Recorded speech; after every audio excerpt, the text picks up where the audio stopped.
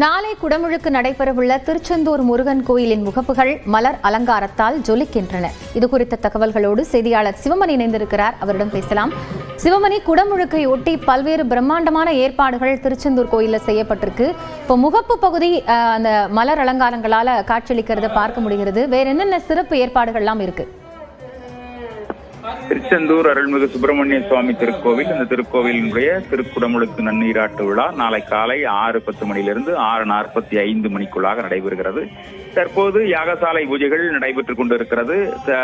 1ஆம் தேதி யாகசாலை பூஜைகள் தொடங்கிய நிலையில 12 கால யாகசாலை பூஜைகள் நடைபெறும் என அறிவிக்கப்பட்டிருந்தது.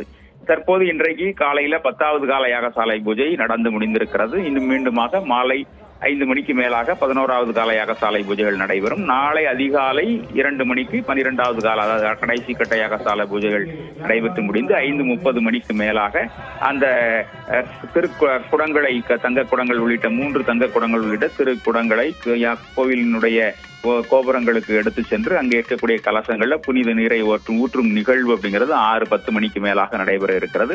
அதற்காக திருச்செந்தூர் நகரமே விழாக்கோலம் பூண்டிருக்கிறது. கோவில் பகுதிகள் முழுமையாக மலர் அலங்காரம் செய்யப்பட்டிருக்கிறது. அந்த யாகசாலை மண்டபம் இருக்கக்கூடிய 8000 சதுரடி பரப்பளவு முழுமையாக அந்த பகுதியினுடைய முகப்புகள் தென்னை ஓலைகளால் வேயப்பட்டு அலங்காரம் மிக சிறப்பாக செய்யப்பட்டிருக்கிறது. ஏற்கனவே 7 அடி உயரத்துல சுப்பிரமணியர் வள்ளி தெய்வானையோடு காட்சியளிக்கும் வகையில பிரம்மாண்டமான மிக அழகான முருகனுடைய உருவம் அங்கே சிலை அமைக்கப்பட்டிருக்கிறது. அந்த சிலை முன்பாக ஏராளமானவர்கள் செல்ஃபி எடுக்கக்கூடிய, அங்கே சுவாமி தரிசனம் செய்வதோடு செல்ஃபி எடுக்கக்கூடிய நிகழ்வும் நடைபெற்று வருகிறது.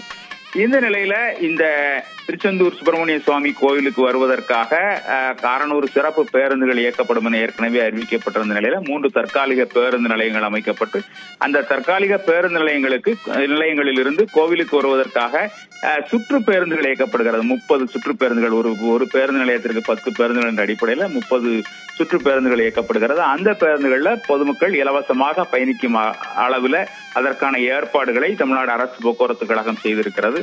இந்த நிலையில பாதுகாப்பு பணியில 6000 போலீசார் ஈடுபட்டிருக்காங்க. 20 மாவட்டங்களைச் சேர்ந்த 6000 போலீசார் அந்த பாதுகாப்பு பணியில் ஈடுபட்டிருக்கிற நிலையில கடற்கரை பகுதியில தற்போது 2000க்கும் மேற்பட்ட பொதுமக்கள், பக்தர்கள் குளிக்கக்கூடிய நிகழ்வு நடந்து கொண்டிருக்கிறது. அவர்கள் பாதுகாப்பை உறுதி செய்யும் வகையில உள்ளூர் போலீசார், தீயணைப்பு மீட்பு படையினர், அதோடு மட்டுமல்லாம கோவிலிலிருந்து கடற்கரை பாதுகாப்பு குழுவினர் 20க்கும் மேற்பட்டவர்கள் இருக்கிறார்கள். அவர்கள் படகுகள்ல அங்கே சவாரி செய்து இந்த பாதுகாப்பு பணியில் ஈடுபட்டிருக்கிறாங்க. யாராவது அங்கே கடல்ல சிக்கிக்கொண்டால் அவர்களை காப்பாற்றுவதற்காக அதிவேக ரப்பர் படகுகளும் அங்கே இயக்கப்பட்டு வருகிறது. கடலோர காவல் படையினரும் சிறப்பான பாதுகாப்பு பணியில் ஈடுபட்டிருக்காங்க. அனைத்து ஏற்பாடுகளுடன் திருச்செந்தூர் சுப்பிரமணிய சுவாமி கோவிலினுடைய கும்பாபிஷேக பணிகள் இறுதி கட்டத்தை எட்டியிருக்கிறது. காயத்ரி. நன்றி சிவமணி, இது குறித்த தற்போதைய விவரங்களுக்காக.